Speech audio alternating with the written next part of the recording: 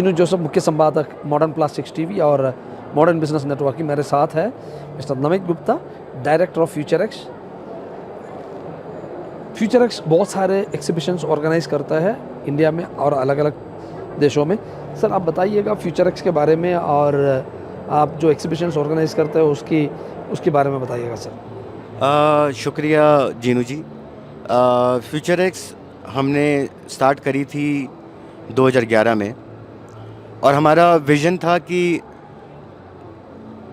To promote Indian manufacturers into the SAARC countries, क्योंकि SAARC countries में क्या है कि इंडिया के लिए, इंडियन मैन्युफैक्चरर्स के लिए बहुत ज़्यादा स्कोप है एक्चुअली, और हर सेक्टर में, ये नहीं कि सिर्फ प्रिंटिंग, पैकेजिंग और प्लास्टिक में, बट बिल्डिंग कंस्ट्रक्शन की बात करें अगर हम, या एग्रीकल्चर की बात करें, या हम वुड एंड वुड वर्किंग की बात करें, इन सब में उनका बहुत ज़्यादा स्कोप है इंडियन मैन्युफैक्चरर्स का।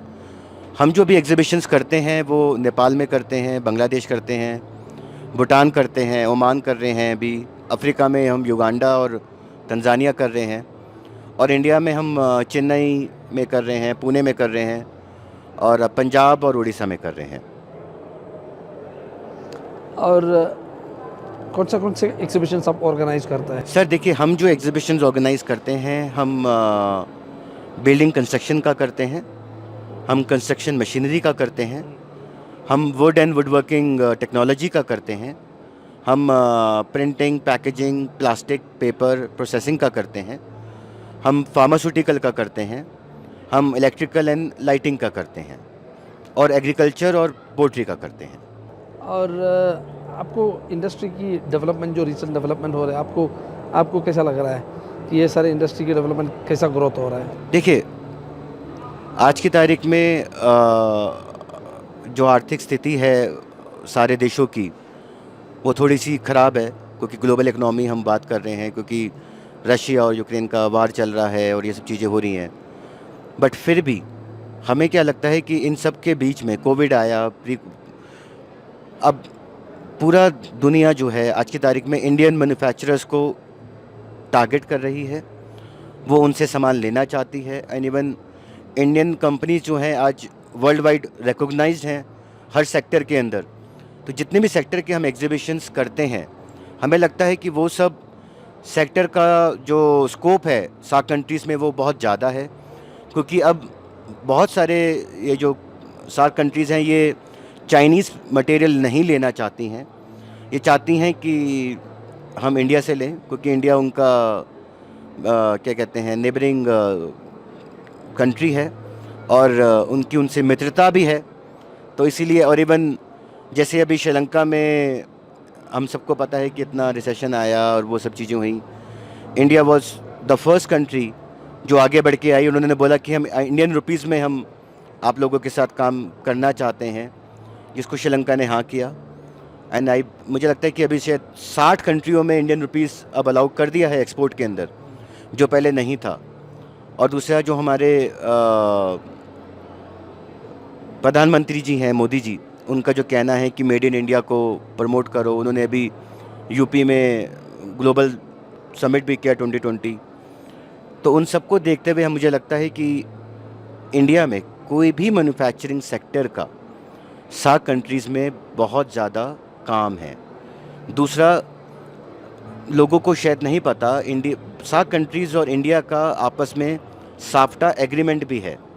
अगर आप साफ्टा आपके पास होता है तो आपको सब्सिडी मिलती है, और बहुत से ऐसे प्रोडक्ट्स हैं जिसमें ड्यूटी नहीं लगती है।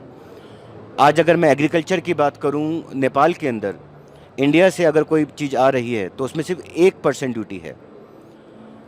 अगर हम भूटान की बात करें, भूटान में उन्होंने चाइना को बैन किया हुआ है, जो हमारे हिंदुस्तान में लोगों को पता ही नहीं है। उनका कहना है कि हम अगर सामान खरीदेंगे तो हम हिंदुस्तान से खरीदेंगे। तो हिंदुस्तान एक अपनी ऊंचाइयों पे है, और इसलिए सब देशों की निगाहें हैं हिंदुस्तान पे हमारे, और जो बढ़ रहा है।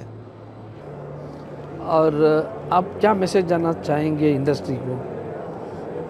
मैं मैसेज यही देना चाहता हूँ सारी इंडस्ट्रीज़ को कि हम सबको मिलके चलना है।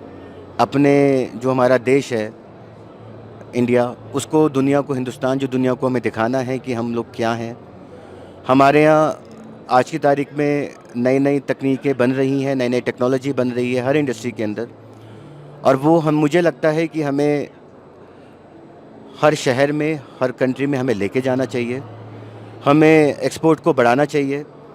और आज हिंदुस्तान भी और हमारा जो मिनिस्ट्री है वो बहुत ज़्यादा काम कर रही है इन चीज़ों पे, बहुत सारी सब्सिडीज़ दे रही है। बहुत जगहों पे वो इलेक्ट्रिसिटी बिल भी चार्ज नहीं करती अगर आप 100% एक्सपोर्ट ओरिएंटेड यूनिट है आपकी तो बस हमारा यही है सबको कि हम चाहते हैं कि हिंदुस्तान आगे बढ़े, और हम शहरों शहरों में या कंट्रीज़ में हम हिंदुस्तानों को लेके जा सकें ताकि उनको बिज़नेस मिले, हमारी इकनॉमी ग्रो हो, और उन जगहों पे जहाँ पे टेक्नोलॉजी पहुँच सकें वहाँ तक हम टेक्नोलॉजी को पहुँचा सकें।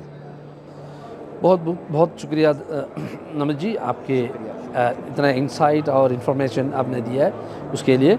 आने वाले दिनों में मुझे भी ये उम्मीद है कि Bharat, Hindustan, India world wide में सब जगह ऑलरेडी डिमांडेड कंट्री है, और हम बढ़ते रहेंगे, and I am sure that it is going to be the golden era for India.